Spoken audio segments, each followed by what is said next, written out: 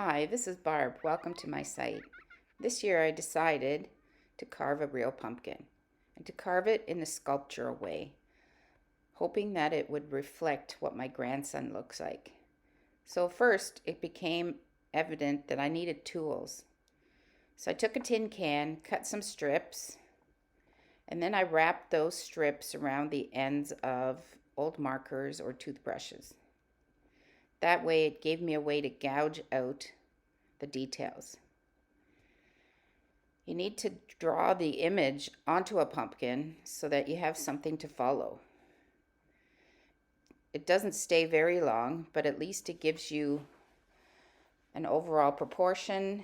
Work slowly and have a picture for reference available all the time. Keep looking at what areas are more deep and slowly carving them, and also comparing how different parts of the face line up. Proportions are sometimes hard to see if we don't compare them to other parts. It's one of the biggest challenges of being an artist.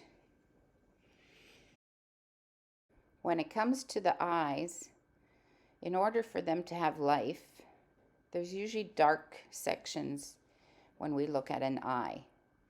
So for this, we will need to carve it deeper to give the eye more life. The shadows will create darkness. As this pumpkin is not lit, it is carved as a sculpture. So it works a little different than the faux pumpkins with the light inside.